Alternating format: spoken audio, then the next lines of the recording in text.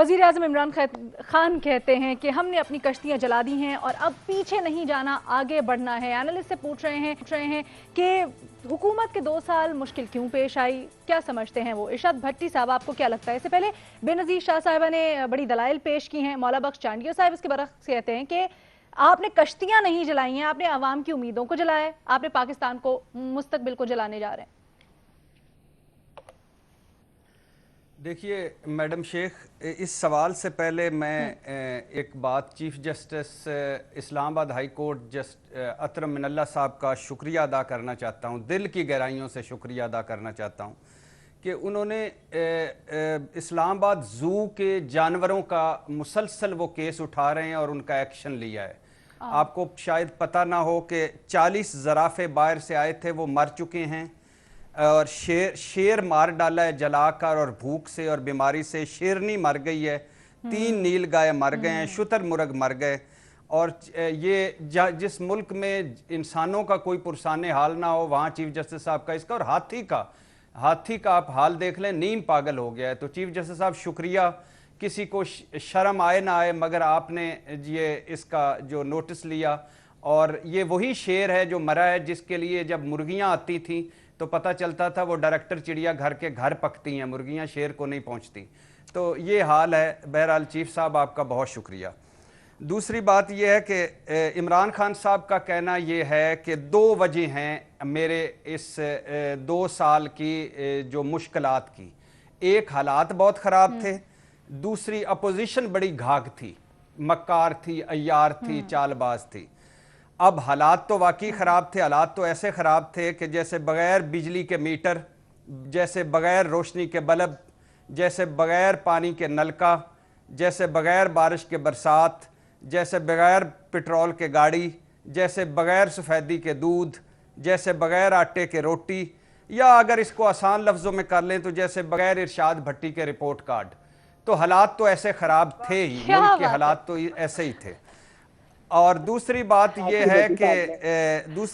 ہے کہ اپوزیشن گھاگ اور تھی، اور قدم قدم پر میڈم شیخ اس اپوزیشن نے این آر او مانگا ہے، قدم قدم پر، یہ تو کوئی شک ہی نہیں۔ اچھا، ڈھیلیں لے لی ہیں، ڈیلوں کے چکر میں پڑے ہوئے ہیں، یہ اپنی سروائیول کے چکر میں پڑے ہوئے ہیں۔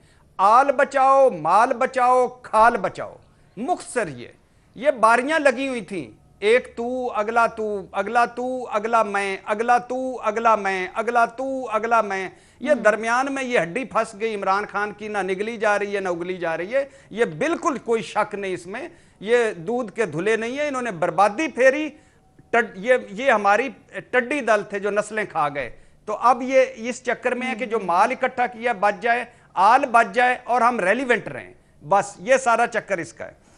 اور لیکن جو عمران خان صاحب کا یہ 2 پوائنٹس کے علاوہ جو اصل پوائنٹ ہے وہ منیر نیازی صاحب پھر یاد آ گئے ہیں۔ کچھ اونج بھی راواں اوکھیاں سن، کچھ گل وچ غم دا توق بھی سی، کچھ شہر دے لوگ بھی ظالم سن، کچھ سانو مرن دا شوق بھی سی۔ بات یہ ہے کہ آپ کے وعدے، دعوے، نعرے تھے تارے توڑ لانے والے، اور 2 سال میں عوام کو تارے نظر آ گئے۔ ہوم ورک نہیں تھا آپ کا 22 سال بعد، حالانکہ مجھے امید تھی، کم از کم مجھے تو امید تھی کہ ہوم ورک بڑا مکمل ہوگا۔ اور جو تیسری اور اہم بات ہے، right people for right job نہیں ہے۔ اب ہوم ورک نہ ہونے کی وجہ کیا ہوئی کہ کل بھی عمران خان صاحب کہہ رہے تھے کہ رشوت بڑی ہے، پٹوار، تھانہ کلچر نہیں بدل سکا۔ کیوں نہیں بدل سکا؟ یہ تو آپ نے بدلنا تھا، یہ تو بنیادی وجہ تھی، یہ تو بنیادی سبب تھا۔ آپ نے یہ ادارہ جاتی ریفارمز کرنی تھی، پولیس اور پٹوار کی کر لیتے۔ اچھا، اور اس کے علاوہ باقی سارے جو آپ کے، میں 35 نعرے نہیں گنواتا، وہ رہنے دیں۔ اور right people for right job دیکھیں، یہ اس کی جو مین ہمیں کاسٹ، مصنوعی بحران، پٹرول موجود، پٹرول بحران، گندم موجود، آٹا بحران، تو آٹا بحران، اور اس چینی وافر موجود، چینی 100 روپے کی، بار بار مانگا ہے اپوزیشن نے۔ آج مولا بخش چانڈیو صاحب نے اسی سے متعلق بات کی ہے، وہ کہتے ہیں کہ جی، یہ کہتے ہیں اپوزیشن نے بار بار این آر او مانگا ہے، تو آپ کا ساتھ دیا ہم نے تو بلز پہ، ہم نے تو کچھ نہیں مانگا، کہاں مانگا؟ اور بلکہ انہوں نے شکریہ ہی نہیں کیا آپ نے تو ہمارا۔ نہیں نہیں نہیں جی، یہ مولا بخش چانڈیو صاحب بھی ارشاد بھٹی جیسے ہی ہیں. یہ 80-90% چیزیں دو بندوں کو پتہ ہے پیپلز پارٹی میں. ایک کا نام ہے بلاول بھٹو، دوسرا کا نام ہے آصف علی زرداری. اور ہاؤس آف شریف میں نواز شریف، مریم نواز، شہباز شریف، یہ 3 بندوں کے علاوہ باقی کسی کو پتہ ہی نہیں ہے. میرے جیسے معصوم ہیں، یقین کریں مجھ جیسے معصوم ہیں. میں آپ کو حلفاً کہہ رہا ہوں مجھ سے بھی معصوم ہیں. مولا بخش چانڈیو صاحب کی میں ویسے بھی بڑی عزت کرتا ہوں. درویش ہیں، درویش. فکرہ ایک سن لیجئے گا، مولا بخش چانڈیو صاحب شریف آدمی ہے، درویش آدمی ہے، میں قدر کرتا ہوں. لیکن ان کو پتہ نہیں ہے، وہ بھی میرے جیسے ہی ہیں. جو اصل اوپر جو جنہوں نے مال اکٹھا کیا، جنہوں نے کھال بچانی ہے، جنہوں نے آل بچانی ہے، وہ لگے ہوئے ہیں اور ان کی پالیسی پہ یہ لگے ہوئے ہیں اور ان کے پیچھے ہم لگے ہوئے ہیں اور اس کے پیچھے قوم لگی ہوئی ہے.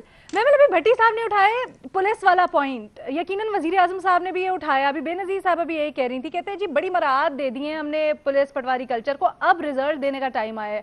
کیا آپ کو لگتا ہے اب ہو سکے گا؟ دیکھیں علینا، بات یہ نہیں پتا. یہ میرا لکھیے گا، ہوم ورک نہیں تھا اور right people for right job نہیں تھی. یہ لکھیے خراب حالات آپ کا لکھ لیا. محمل آپ کا پوائنٹ پلیز. جی اچھا علینا، دیکھیں بات سمپل سی یہ ہے کہ 2-3 وجوہات ہیں. کچھ مظہر صاحب نے بیان کی، کچھ بے نظیر نے کی، کچھ بھٹی صاحب نے بھی کی.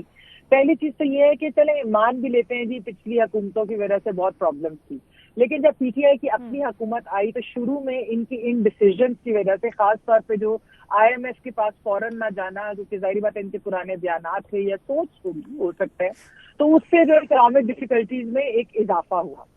پھر ان کی ایک دوسری چیز یہ ہے کہ شاید کیونکہ فیڈرل گورنمنٹ میں پہلی بار آیا ہے، مطلب ٹھیک ہے خیبر پختونخوا کی حکومت ضرور چلائی، لیکن آپ کو پتہ ہے کہ ایک صوبائی حکومت میں بڑا ڈفرنس ہوتا ہے فیڈرل گورنمنٹ کے اس میں.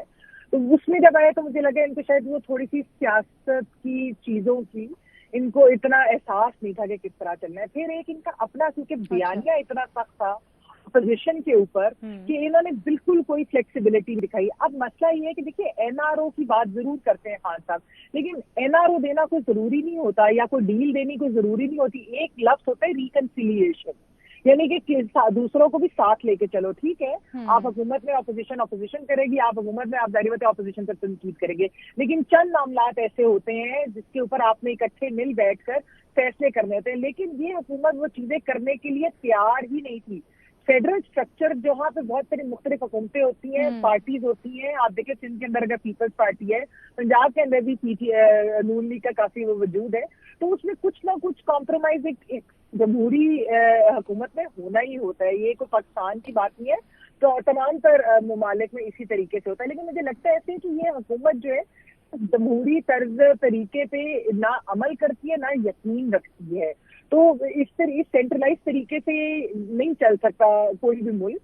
تو میرے خیال میں اور دوسری چیز کہہ دی ہے علینا کہ جو بہت زیادہ انتقام کا وہ ان کا نیریٹو ہے نا، اور لینا ہے انتقام ہی لینا ہے صرف ہم لوگوں نے یعنی کہ اپوزیشن سے، یہ بھی جو ہے یہ بھی ایک نقصان پہنچاتا ہے سیاست کی ساخت کو بھی اور جمہوریت کو بھی ایک حد تک. یہ جس طریقے سے کہہ رہے ہیں انتقام نہیں کہتے، وہ اس کو کہتے ہیں کہ جی ہم تو جو پچھلے ادوار میں چیزیں خراب ہوئی اس کو صحیح کریں. مظہر عباس صاحب مجھے پروگرام کلوز کرنا ہے، جلدی سے آپ کیوں مسکرا رہے ہیں ہمیں بتا دیں.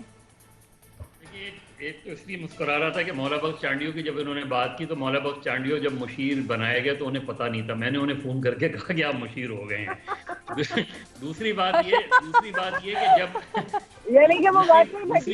کہ جب کشتی 2 سال بعد آپ یہ بات کریں نا کہ کشتی جلا دی ہم نے، تو 2 سال میں تو کشتی بیچ سمندر میں پہنچ جاتی ہے، اور بیچ سمندر میں کشتیاں جلانے کے نتائج اچھے نہیں ہوتے.